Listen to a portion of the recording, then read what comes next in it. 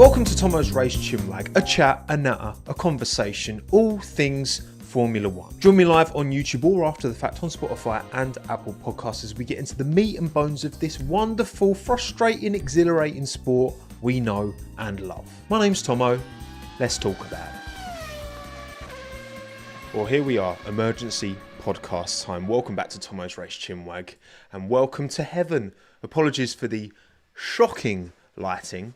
I don't have my blackout blinds yet, but we are having to make do because I had to jump on this live stream to talk all about what happened overnight, at least my time anyway. Australia news Thursday, overshadowing everything and everyone else, absolutely, is Aston Martin. We're going to keep this concise. We're going to keep this to the point. Let's begin with the official statements from the team, shall we?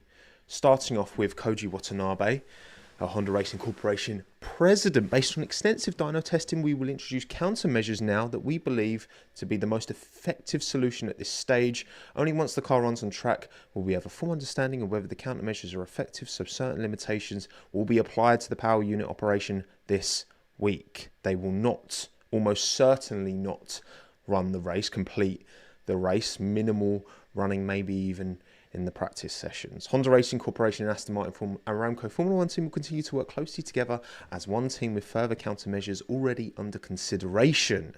We also have Adrian Newey. What we tried to concentrate on was having a good sound architectural package. I think we've achieved that. Therefore, I believe that the car has huge development potential in it. It will, of course, take time for us to fully realise that potential. So I think it's fair to say that here in Melbourne, we will be behind the leaders. You can say that again, Adrian. Obviously, it's not where we want to be, but with the potential to make progress and be competitive. So what is the issue? What have they come out and said?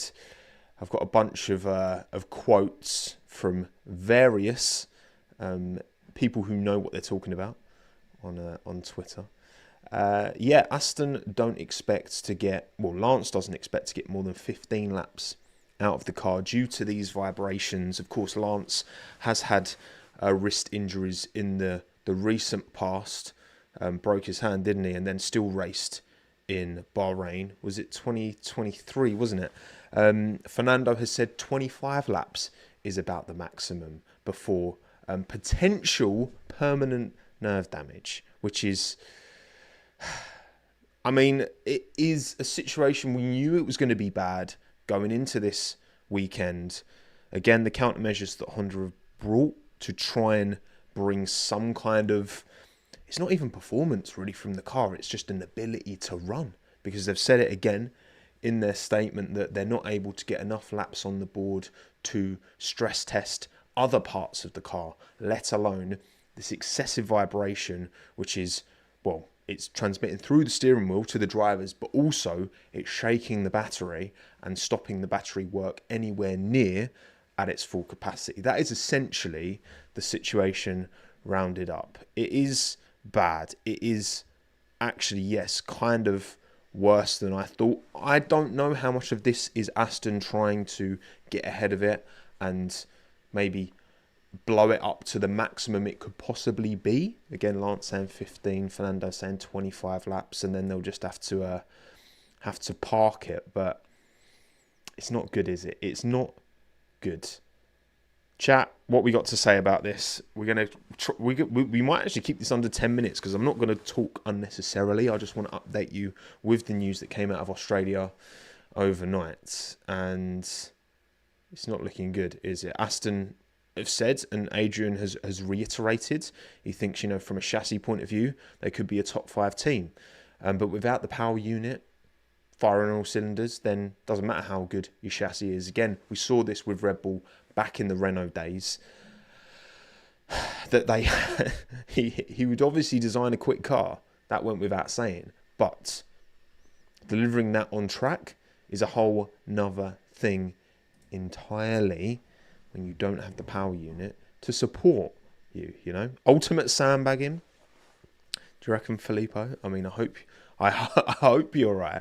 I hope you're right. Mega embarrassing for Honda, Smiley. I mean, yes, Yes. In short, yes, it is. It's embarrassing for all parties, of course it is.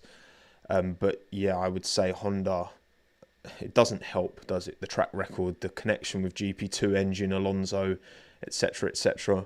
Again, I feel for the personnel, the people, but at the end of the day, this is a performance sport, and it doesn't look like they will have any performance this weekend. Max, why'd Honda even bother? But the thing is, Max, it's like Honda with Red Bull, delivered a power unit every bit as good as the Mercedes and allowed to, integrated that power unit within a chassis that enabled Max Verstappen to win all of these world championships, Like they clearly do know what they're doing as an organisation.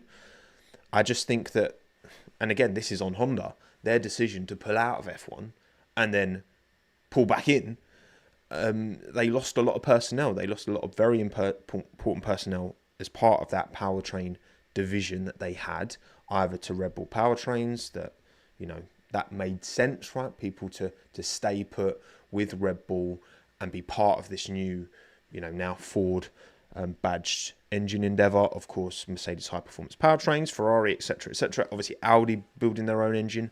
I'm sure, I don't know, but I'd be very surprised if Audi didn't also swipe some former Honda people when Honda pulled out. Maybe, I don't know, but that would make sense to me, leaning on that experience and top tier experience as well. Low-key, Scott, do Aston Martin get demoted to F2 now? If only that's how it worked. Do you see that Otmar Safnauer has become senior, some kind of senior position at VAR, Van Amersfoort Racing, who are in the junior formulas? So you never know. Maybe a promotion relegation style Formula One is the way forward. Yeah, Patrick, I know, crazy madness. Absolutely, couldn't agree more. Anti, I don't think it's the same Honda team that built Red Bull engine. Well, again, it's certain personnel did definitely make the move from Honda to Red Bull powertrains, and then Honda had to rebuild their F1 engine division after they had pulled the plug, and they're seemingly suffering for it, because that seems like too much of a coincidence that they've had such a terrible start, where of the ground effect era, Honda badged Red Bull engine was top of the field with Max Verstappen, Crazy. Is he CEO of VAR? Thank you, Tush, for that. Dan, how long do you think it will take to sort out this mess? I mean, how long's a piece of string? That's the thing. I don't want to be making assurances. I have nothing really to go on. We've got a couple of official messages from the team here, but otherwise, yeah, nothing more than that. And I think Aston Martin would be making a mistake putting any kind of timelines on this, because this is obviously a problem that they did not foresee. Honda, possibly. Look, how much of this is also potentially, Adrian getting, Adrian making demands. We know he demands the highest possible standard, right? And maybe overshooting, and now that's kind of biting them on the arse a little bit. I don't reckon they'll fix it before summer break.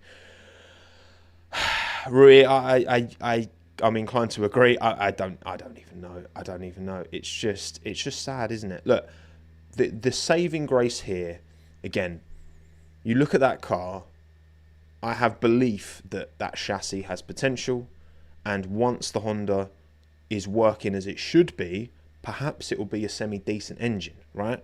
Once they've fixed these problems. It's not necessarily a slow engine. Just right now, it's a vibratey, unreliable, very, very down on power from an electrical point of view, particularly, engine. That's what it is right now. We don't know the ceiling of performance of this Honda engine as it is. I don't expect it to be particularly high, but it could be. Red Bull powertrains have certainly overperformed, I think, relative to most of our expectations. Thank you, Joshua, for the super chat. Is this beginning at the end for Fernando? I mean, look, the way Fernando goes, I don't know. The thing is, right now, the problem for Aston is that, there will always be drivers who want one of these seats at Aston Martin, but it's a tough sell in its current position to another driver, right? To bring a big name in. And we know Lawrence Stroll loves a big name. Like when he replaced Checo with Sebastian, for example. And of course, now Fernando Alonso in the car. it's too late for Alonso to change, I think, and try something different again. I think he's just got to persist with this and hope that Adrian and Honda know what they're doing. Obviously, Enrico Cardile, Andy Cow, I believe, is going to actually be leaving the team, which is a bit of a shame because I imagine that would have worked quite well, him collaborating with Honda and focusing more on that side of things, but apparently that's not going to be the case going forward. I think Fernando just kind of has to try and make the best of it. And listening to Fernando, his interviews from Australia, very diplomatic. We're not quite at GP2 engine levels of head loss, but don't be surprised if we get there. Right, thank you all for joining me. I'm going to wrap that there. That's everything you need to know about Aston Martin's precarious predicament. We'll see how many laps they get on the board. Lance thinks he can only do 15 in the race. Fernando thinks 25. Get your predictions. How many laps are each Aston Martin car going to... What a crazy thing to have to try and predict. But here we are. Thank you all in the live chat for joining me. Chris Kaiser, AKT, Aquila Pyramid, Baked Toast, Luke, MZ, UWL, Hurricane, Jozo, Springer, and the rest of you. My name's Tomo. Thanks again. Have a good one. Ta-da.